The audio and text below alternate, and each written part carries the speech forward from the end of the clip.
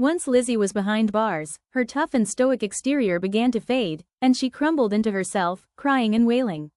The matron of the jail was so worried about Lizzie that she had called Dr. Bowen to come visit, at once. Once there, the doctor treated Lizzie with morphine, and Lizzie began to settle into her new life as a prisoner who was to go on trial for her parents' murder. With nothing but time on her hands, Lizzie began to secure her defense, and with her new influx on money, she was able to hire what was considered the dream team of lawyers in Massachusetts at the time. These defense lawyers were well known, well respected, and had a reputation for getting their clients off with a non-guilty verdict much of the time. Her defense consisted of 3 men: Andrew Jackson Jennings, Melvin Ohio Adams, and George Dexter Robinson. George Dexter Robinson was particularly notable, as he was Harvard-educated, was previously part of the Massachusetts State Senate, and had been the governor of the state prior. The trial began on June 5, 1893 in the New Bedford courthouse, nearly 1 year after the deaths of Andrew and Abby Borden. The jury was comprised of 12 men. While it wasn't illegal for women to be a part of a jury during this time, it was highly unusual, and most juries were made up of only men. Much in the same way the defense was made up of 3 lawyers, the counsel was made up of 3 presiding judges: Justice Justin Dewey, Chief Justice Albert Mason, and Judge Caleb Blodgett. In what may be seen as a conflict of interest, Justice Justin Dewey was appointed as a judge by none other than the former governor and defense attorney of Lizzie Borden, George Dexter Robinson. District Attorney Knowlton and Thomas Moody would be speaking on behalf of the prosecution. The 3 judges made some initial rulings in the case, which threw out some important evidence that the prosecution held. Firstly, the entire testimony that Lizzie gave during her inquest was not eligible to be used in the trial, as Dr. Bowen claimed that not only was Lizzie under the effects of morphine at the time, he had actually given her a higher dose than usual on the day of her inquest testimony.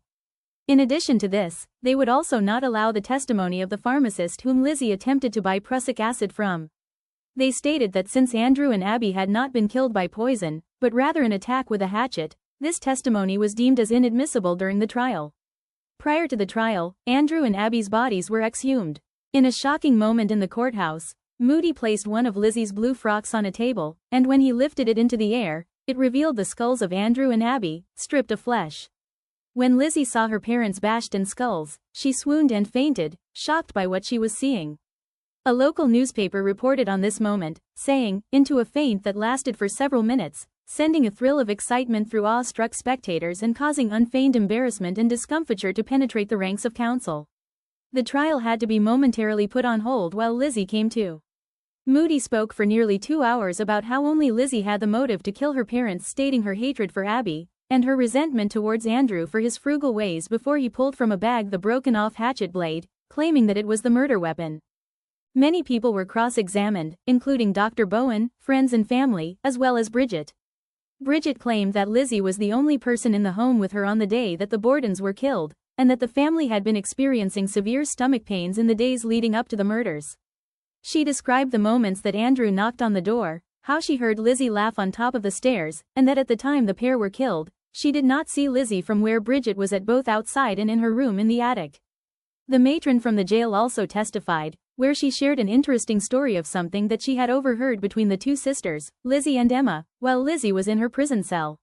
She claims that Emma came to visit Lizzie, and the 2 had a heated discussion, where she overheard Lizzie say to Emma, "Emma, you have given me away, haven't you?" Emma responded with, "No, Lizzie." Lizzie followed up with, "You have, and you'll see, I won't give an inch." Dr. Edward Woods, a blood stain and poison expert from Harvard, was also brought to the stand to testify. He was appointed to examine the contents of Andrew and Abby's stomachs. Upon his findings, Dr. Woods determined that Abby had 11 ounces of partially digested food and liquid still inside of her stomach, which indicated that Abby had died about 2 to 3 hours after eating her last meal. When Andrew's organs were dissected, it revealed that he had been farther in his digestion process, and that most of the food was already out of his stomach and in his intestines, proving that his time of death was about 3 to 4 hours after his last meal. Their stomachs were also tested for poison, and none was found. In addition, the milk at the family home was tested for any evidence of poison, and this too was found not to have any traces. The jury was presented with the potential murder weapons: a claw hammer, 2 axes, a hatchet, and a hatchet blade with the handle broken off. All items had been tested for blood, and they determined that no blood had been found. A hair had been discovered on one of the tools, but it was analyzed and determined to be an animal hair, most likely from a cow. The prosecution particularly pointed towards the hatchet blade with the handle broken off as the murder weapon. When the defense had asked the prosecution where the handle of the hatchet was, the state had no answer. Both sides agreed that the blood could have been washed off of the tools, but that it would have taken a considerable amount of time, due to the grooves and crevices between the blades and handles. Prosecution claimed that the handle was most likely broken off in order to hide any blood embedded in it. The defense also drove home the tight timeline that the state presented. They reiterated the fact that Lizzie would have only had 8 to 13 minutes to clean up, change, and sound the alarm from when Andrew died, to when Lizzie called for Bridget. The issue of bloodstains was brought up in the courthouse, with the prosecution pointing to a small, pinpoint-sized bloodstain on one of Lizzie's underskirts. This bloodstain was located 6 inches from the bottom hem of the skirt, was very minuscule in size, and was determined to be human blood. The defense fought back, cross-examining Dr. Woods, and asked him if the blood could be from Lizzie's menstrual cycle. He said that yes, it could be. The defense had their own key witnesses to testify on behalf of Lizzie. 2 men named Charles Gifford and Uriah Kirby claimed that they had seen a strange man around the Borden house at about 11 o'clock the night before the murders. Another man, Dr. Benjamin Handfee, stated that he had seen a pale-faced man on the sidewalk outside the Borden home around 10:30 a.m. on August 4.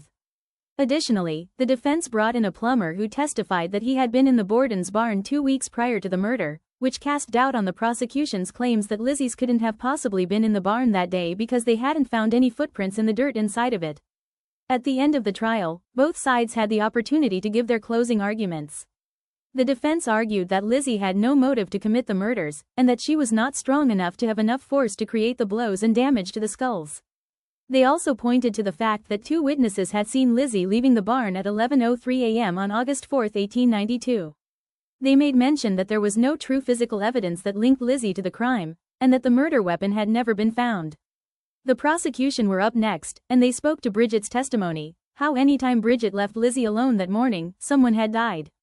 They also mentioned how the supposed note that Abby had received had never been found, and that the only proof that it had ever existed was because Lizzie said it had.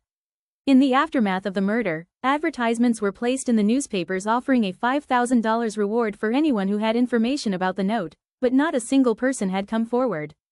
The 12 jurors left the courtroom and deliberated for 90 minutes. These jurors would later say that they knew their verdict almost immediately after leaving the courtroom, but they waited the 90 minutes so their decision wouldn't seem rash. When the jurors entered the courtroom again, the judges asked them if they had their verdict, and they unanimously said yes. When asked what the verdict was, the jury foreman stated, "Not guilty." At this moment Lizzie let out a gasp and sank into her chair and wept. She stood up and held Emma, saying, "Now take me home. I want to go to the old place and go at once tonight." In the aftermath of the trial, Lizzie was determined to resume her old life and to stay in Fall River. However, the community wasn't so kind to her, and were shocked at her acquittal. Lizzie was shunned by her community, much in the way Lizzie had shunned Abby's family when she saw them on the streets. The societies that Lizzie was a part of made her resign from her position, and she was prohibited from teaching Sunday school. On August 10, 1893, one of Lizzie's dreams had finally come true. Her and Emma had purchased a home on the Hill at 7 French Street for $13,000, which they lovingly called Maplecroft. However, neighbors on the Hill were not pleased that a potential murderer had moved into their otherwise quiet and safe neighborhood. Her home was repeatedly vandalized. Around Halloween, children would pull straws, and whoever came up with the short straw had to approach Maplecroft and ring the doorbell. And that infamous song about Lizzie Borden was created around this time period, so when Lizzie walked about town, she heard the sound of children's voices singing about her as they skipped rope. Lizzie changed her name to Lizabeth shortly after the trial, hoping to rebrand herself. Lizbeth expanded her circle of friends, and began to associate it with artists and actresses in the area, and she would often throw lavish parties at her home. One of her closest friends was actress Nance O'Neill, and many at the time suspected that Lizbeth and Nance were more than friends, having grown a romantic relationship between them. In 1905, Lizbeth threw a grand party for Nance at Maplecroft, and shortly after, Lizbeth and Emma would go their separate ways, for good. Lizbeth would pay Emma $150 a month for her needs, but the two sisters never spoke again. It was never clear why this might have happened, and when interviewed later in life, Emma refused to divulge. All Emma said in her 1913 interview was, "The happenings at the French street house caused me to leave. I must refuse to talk about. I did not go until the conditions became unbearable." In 1926, Lisbeth's health was declining, and she died at her home, surrounded by close friends and servants, on June 1, 1927, 1 month before her 67th birthday. Strangely, Emma died 9 days later, at her own home.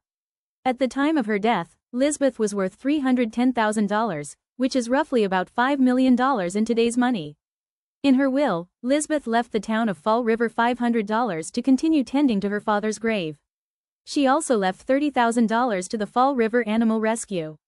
Every year on Memorial Day, the Animal Rescue plants geraniums on Lizzie Borden's grave.